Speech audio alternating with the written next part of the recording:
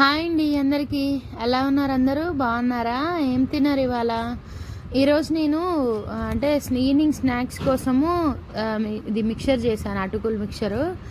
అంటే మనం ఎప్పుడైనా ఊర్లోకి వెళ్ళేటప్పుడు, జర్నీలు చేసేటప్పుడు, ఈవినింగ్ ఇంట్లో ఉంటాం కదా, అప్పుడు ఏమైనా తినాలనిపిస్తుంది కదా, ఇది ఇన్స్టెంట్గా ఫాస్ట్గా చేసుకోవచ్చు. ఎట్లాగూ ఇంట్లో మనము పోహా చేసుకోవడానికని అటుకులు తెచ్చి పెట్టుకుంటాం కదా.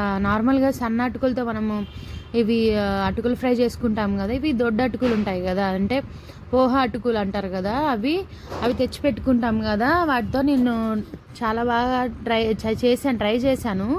చాలా బాగా వచ్చిందనమాట. ఒకసారి మీరు కూడా ట్రై చేయండి. దీన్ని 2 టైప్స్లో చేశాను నేను. కొన్నేమో డీప్ ఫ్రై చేశాను, కొన్నేమో ఫ్రై చేశాను. కొంతమంది డీప్ ఫ్రై ఐటమ్స్ తినకూడదని చెప్పి అవాయిడ్ చేస్తూ ఉంటారు కదా, సో వాళ్ళ కోసం అనమాట ఫ్రైడ్ ఐటము.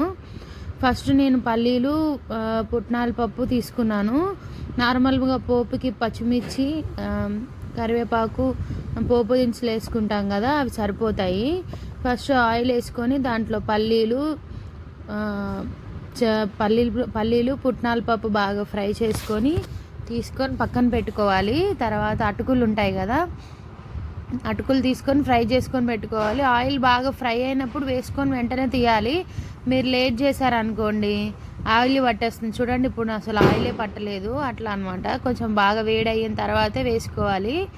ఆ తర్వాత మనము కొంచెం ఆయిల్, ఆల్రెడీ డీప్ ఫ్రైడ్ ఐటమే కాబట్టి కొంచెం లైట్గా ఆయిల్ వేసుకొని దాంట్లో జీలకర్ర, ఆవాలు వేసుకొని మనము పచ్చిమిర్చీలు, కరివేపాకు కట్ చేసి పెట్టుకున్నాము కదా, అవి వేసుకొని బాగా ఫ్రై చేసుకొని లైట్గా పసుపు వేసుకొని ఈ అటుకులు దాంట్లో వేసుకొని కాసేపు కలుపుకోవాలి.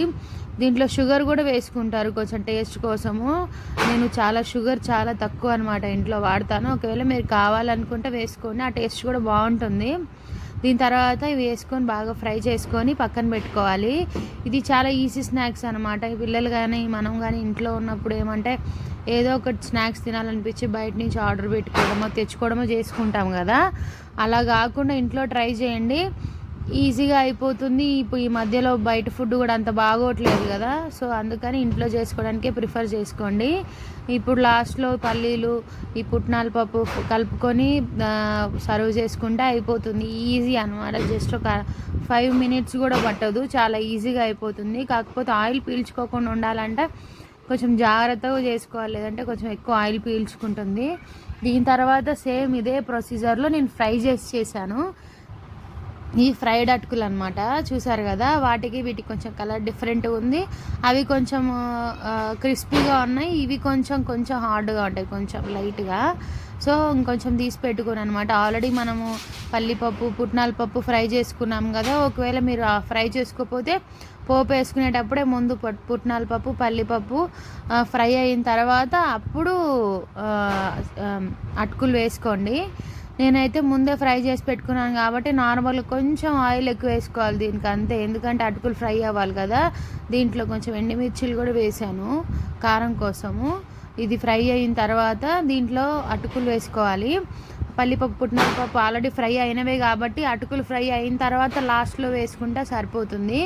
దీన్ని కొంచెం ఎక్కువసేపు ఫ్రై చేసుకోవాలన్నమాట. ఆల్రెడీ మనం ఫ్రై చేసుకున్న అటుకులు కాబట్టి జస్ట్ అట్లా పోపు వేసి తీసేసుకుంటే అయిపోతుంది.